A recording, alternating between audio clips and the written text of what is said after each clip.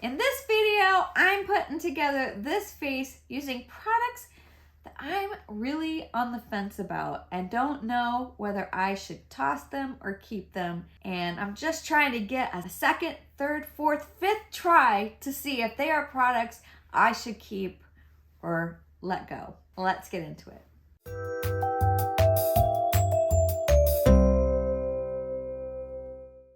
Never a good sign when you need to blot before you start filming. I hope this isn't a problem. We're gonna roll with it. Welcome back, Awakening Beauties. And this video is about products I'm really on the fence about. Some of them I know I've shared with you before. There's others that I haven't shared. For me, this is not a first impressions video. I have been using these products for at least a week or two, and some of them longer. I've wrapped my brain a little bit around these, and I'm just trying to get my final thoughts and whether I think these products are worth it, if they're working for me. As an over 50 woman who I'm always looking for great skincare products, great makeup products, but some of these I'm sort of on the fence about. And maybe I liked them initially, and now I'm sort of like, oh, I don't know if I like them so much. I hope my skincare is not going to be a problem. I've had it on for about a half an hour, but I feel like it's not completely blended down, and maybe I just layered too many skincare products, which sometimes happens. Hopefully that's not going to have a really bad effect on my makeup application, but we'll find out. So I just want to start with this True Match Nude from L'Oreal, because I bought this a couple of weeks ago. I can't remember what it's called. It's a very popular L'Oreal foundation. But this is supposed to be a lighter weight skin tint, and it didn't come in very many colors, and this was the color that they said would be the best match for me when I took the online quiz.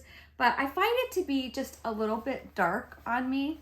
I feel like I gotta fix my collar. I feel like it's still a little bit too dark on me. I can make it work, but I do feel it's a little dark. But the color that was the shade lighter, it looked really pink and didn't seem like it would be a good match to my skin tone. Anyways, I'm gonna start with this. And the one thing I don't like is that the dropper doesn't work. I squeeze, there's a lot of product, nothing comes out. Nothing comes out. So what I've been doing is just kind of wiping it on this palette and working from there. It's not a super thin consistency, but it's fairly thin. And this is the color 223 Light Pale. But to me, that is not light pale. I just remembered I was going to use a primer. I was going to use this e.l.f. primer. Okay, maybe I'll use it on this side of the face, because what happened yesterday is I couldn't get this to grip around my nose. It kept coming up. It would not set down on my nose. And I kept layering it also. So let me do that. Let me set this side with the gripping primer, which, by the way, when you're trying to do a lighter makeup application by using a tinted serum, as this is, I would think your purpose is that you don't want to use a lot of products. You don't want to have to use a gripping primer. It sort of defeats the purpose of having a tinted serum, in my opinion. It's not a tinted moisturizer. I'm just gonna start by applying it with a brush. What I have found is ultimately I usually have to go in with a sponge. I do like the way it feels, and I do like the texture on my skin. I just, like I said, I've had issues with getting it to really cover, that it seemed to lift in places. Now I'm just using a slightly dampened sponge. So I always feel like I can see the delineation on my neck and under my chin. So I do try to kind of shear it out as I bring it down, which is not always the best too, because then you risk getting it on your clothes. I actually feel like it went on better today for some reason. Don't know why. I do think it looks pretty. Like, I can definitely see my skin through it on this side. It does, I don't know how much buildability it has, but if I'm trying to cover some of, the discoloration that I have, which is probably from the sun, from driving, because my visor will cover to here, and then I'm realizing I'm getting sun exposure, even though I wear SPF 50 every day. I'm getting a little more sun damage in these two areas, probably from driving. I didn't use this product either, which I thought I might use today, and this is the Fenty Eaze Drop It, and I have the color 3C3. Initially, I thought this was good. It's like a glowy product that you can mix in with your foundation, or you can layer it under or over your foundation, but I just kind of want to show you. So this is what it looks like, and this one has sort of a golden warm undertone. But what I've noticed is when I blend it out, it really blends to nothing. It's dried down to nothing. You can't even see it. To me, it's so indistinguishable as to be, I just feel like it blends away to nothing is what I feel like. And I don't feel like you can really see it on your skin. So this product is, you know, I haven't even been using it because the few times I did use it, I was like, meh. The next product I'm on the fence about, and I hate to say it, it's this Teint Idôle All Over Concealer. I have it in 215 Buff Nude or Buff Neutral. The problem is with this is I think it's the wrong color, but I did go into Ulta yesterday to see if I could find a better match, and I just felt like, you know, and there was a girl helping me, and I just felt like we couldn't find a good match for me.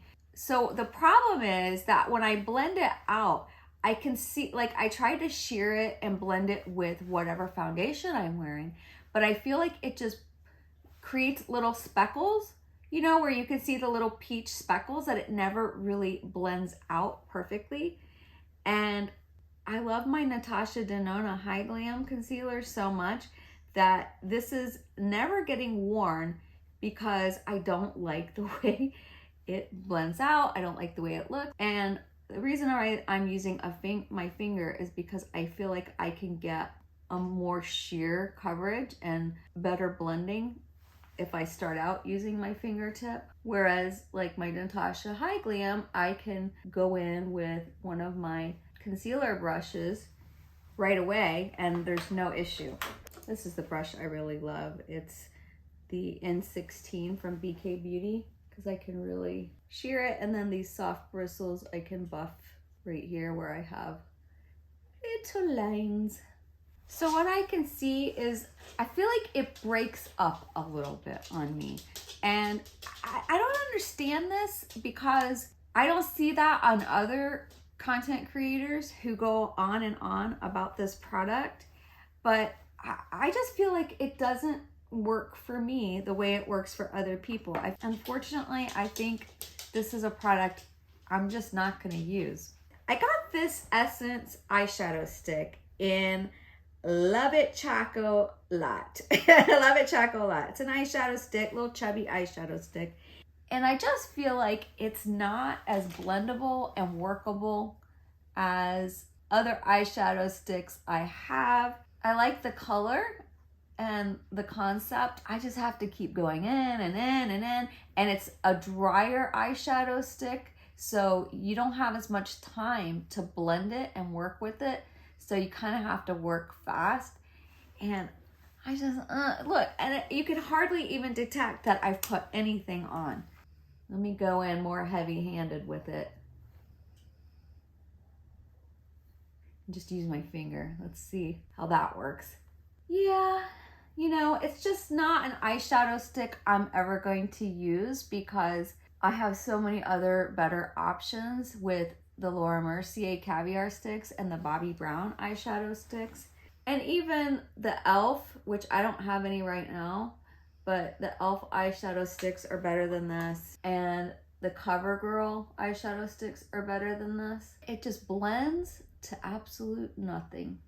I mean, if this is what you're going for, then it's okay.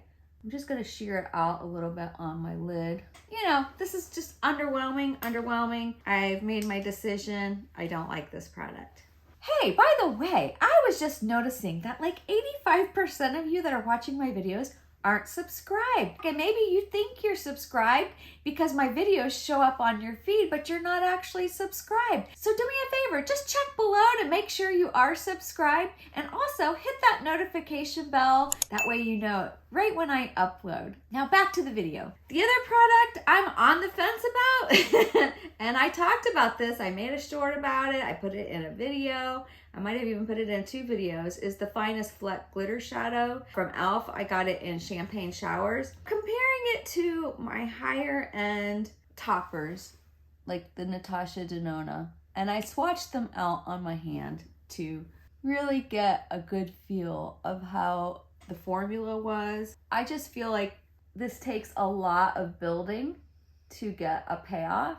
If you've never used a topper and you just want to see what a topper is like, I mean, this isn't very expensive. You can try it out and see if you like the kind of wet effect that you get with it. I would say maybe don't waste your money. Go get an Urban Decay, one of their Space Cowboy eyeshadow toppers, or, I mean, unfortunately, I don't think Natasha Denona makes singles of topper shadows. I'll have to do some research to see who makes nice toppers, but it's just okay. I don't feel like it has great staying power. I mean, I'm looking at it right now and I'm thinking, actually, that looks pretty good. Maybe I'm changing my mind as I'm making the video. I just know that there are better formulas. This is a pretty good formula. All right, I'm changing back. I actually like it. I do like it. If I change my mind, I will leave it in a pinned comment. I don't mean to be bipolar about these products, but you know, some days you use them and they work out great, and then other days they don't work out so good. And I feel like today it's actually working out pretty good. The other product I'm on the fence about is this Build-A-Brow. I was doing my makeup declutter a few weeks ago and I came across this and I was like, that's right, I have that product and I haven't been using it. I only used it a few times. So I have been wearing it this week and I'm liking it better than I liked it initially. But honestly, I don't know that this is for everyone. See, I feel like right there, that stroke got really dark. I need to keep a dry spoolie handy in case I need to like kind of blend it. But I feel like this is not beginner friendly. You're much better with a micro brow pencil. You really have to hold your hand at an awkward angle and see how I am getting those hair-like strokes, but I feel like I don't like them so much. So I like to keep a little spoolie handy that I can tap it out a little bit and blend it away, smudge it. But I have to admit that it looks pretty good. And on the other side, they have a little bit of a brow gel here. Not a little bit, I mean, it's a little capful. And this is just okay. Actually, the brow gel is not great. It's just okay. But I have to admit that that looks pretty good. So this is, yes, it's a win. Now, as I have been recording and I did not set my under eyes, intentionally I didn't set them, I see so much creasing. Let me get closer. There is so much creasing under my eyes already. That's more creasing than I get with a lot of other products. So let me just tap it out. Wow. Yeah, I don't get that much creasing with the e.l.f. Camo Concealer. I brought this in here, the Glimmer from Revlon. And I do want to use this also. I wouldn't say that I'm on the fence about this product, but I do feel like it has its place because it might not be for everyone, but it is a brightening concealer. I just really like the way that looks. There have been days when I've used it that I didn't like the way it looked, but I think I was using it with other concealer products because I don't usually use this on its own. I use this in tandem with other concealers underneath it. I sort of layer it. So I only brought one powder in here, and typically this is not a powder that I would probably use to set under my eyes, but really you should be able to, I feel like. Then this is the Kosas Cloud Set. I'm just gonna set under my eye. I think it is too dark for setting under the eye because as you see, it's sort of like darkened up where we had brought brightness in from the Revlon product. So maybe if I was going to try to set this, use this to set under my eye, I would need a lighter color. But this is what I have. This is what I'm using today.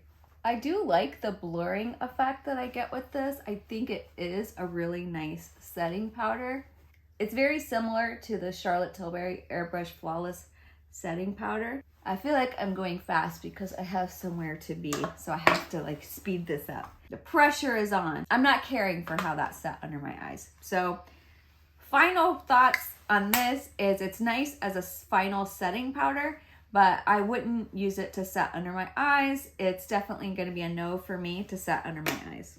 Now, this product I got in a set of an Ulta Clinique set, and it came with this gel eyeliner. It's a high impact gel tech eyeliner from Clinique, and I've just been having issues with this. I've had issues with getting the level of pigment that I want because it seems to really pick up any eyeshadow you have on. So I always wipe it off before I use it to make sure I've gotten all the previous eyeshadow off of it. But I also feel like I have other, like Essence, their gel eyeliner that sets down and stays all day. And I feel like this didn't. And that it traveled up to my upper eyelid, that it smudged. So I am going to wear this today and give you an update either in a video or a pinned comment. I do not like what is happening here in the corner of my eye. Maybe my eye is a little watery, so I'm not gonna necessarily blame the products, but I'm not able to get concealer to set down there.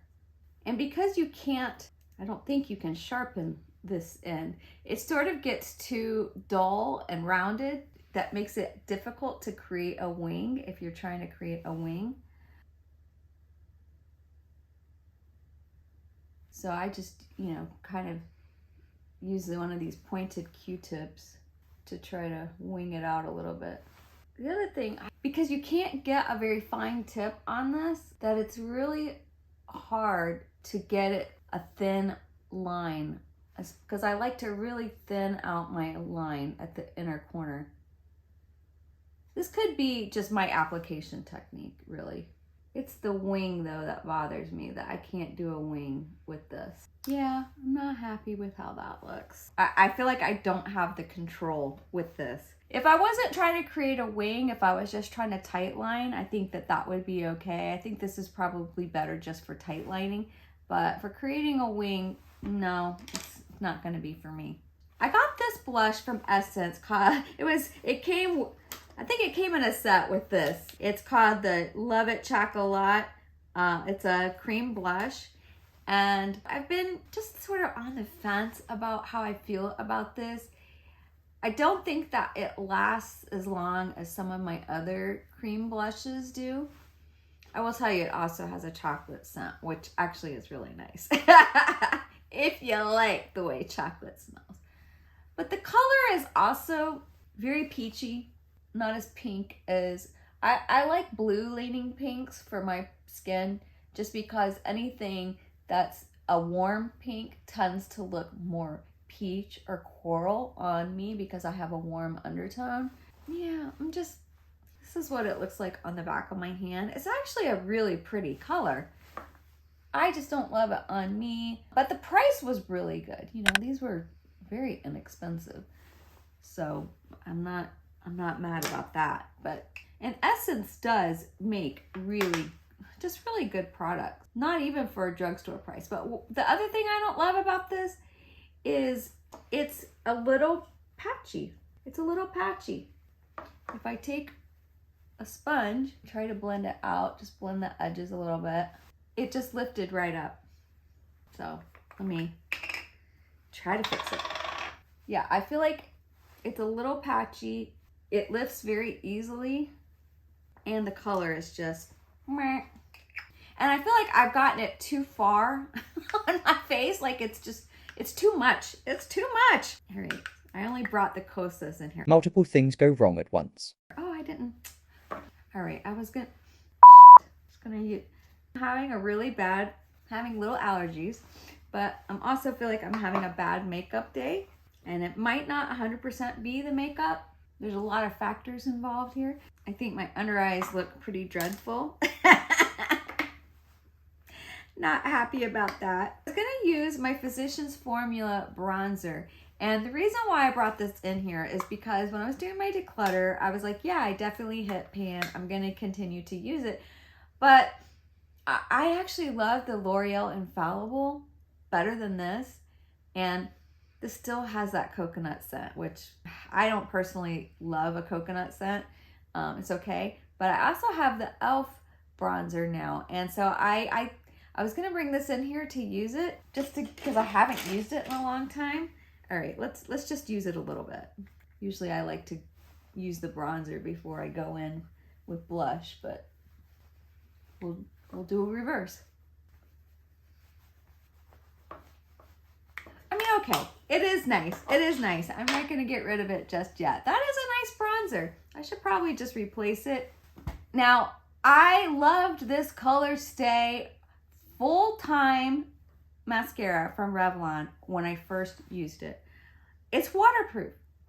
So you would think no smudging, no flaking. There may be some flaking, but no smudging. But I used this the other day and I went to work and I went to the bathroom and I was raccoon eyes. And I was like, oh my gosh, because they don't have any paper towels in the bathroom. You know, they're trying to be environmental. So I was like, all right, when I get back to my desk, I gotta like fix that. And I forgot about it. And then my coworker's like, Robin, do this. And I'm like, but you reminded me I do need to fix it. And I was like, what the heck? This didn't do this to me other times that I used it. So I am giving it another try. And if that happens today, then it's going to have to go in my discard bin and lose its ranking on my mascaras. I created a spreadsheet of all the mascaras I've tried in the past couple of years, and this was ranking really high until that happened. But it had everything that I love in a mascara. It had lift, volume, length, it held a curl, it didn't smudge or flake until that day, and still looked good at the end of the day. Now it is flaking more as I'm applying it, and maybe that's just a result of it drying out a bit more. So we'll have to see. I'm not on the fence about any of my lip liners. This is from Essence, the Soft and Precise in the color, I can't see it. That's the color, I can't see it. I always list the products below though. Don't you worry, just go to the description box if you like this. This is a good formula. Creamy, but it's not too creamy. And then I'm just gonna top it with the Christian Dior Nude look. Not on the fence about that. But I am on the fence about this lip gloss. This is the Infallible Pro Gloss 8 Hour. It's not 8 hour, come on. It's just not 8 hour. But it's a very pretty color. I don't remember the name of the color and I don't see it on here. And I love the way it glimmers, and in the sun, it just sparkles. You probably can't see it here. In sunlight, it just has all these little tiny sparkly reflective glitters, very fine. But that smell, that chemically, I wish they would figure a way to get that smell out of there. It smells awful. And that smell stays for a long time. Like yesterday, I could smell it for at least 20 minutes and then I sort of forgot about it. But what happened yesterday was also that it started gathering in the corners of my mouth and got gross. So I'm giving this another try to see if it's gonna do that again. Hopefully not. So we will see. But the color, that color is fantastic. And that's why I might continue to put up with it. So these are the products that I was on the fence about. And like I said, I will link them all in the description box below. and I will definitely pin a comment about my final thoughts about them. So what do you think? Have you tried any of these products, and do you have very strong opinions about any of them? Let me know in the comments below. I really appreciate your time. I thank you so much for being here. And don't forget to give this a like, it really helps. And check to make sure you're subscribed because I'd love to have you back. Well, until next time, in case nobody has told you this, I want you to know you're doing great.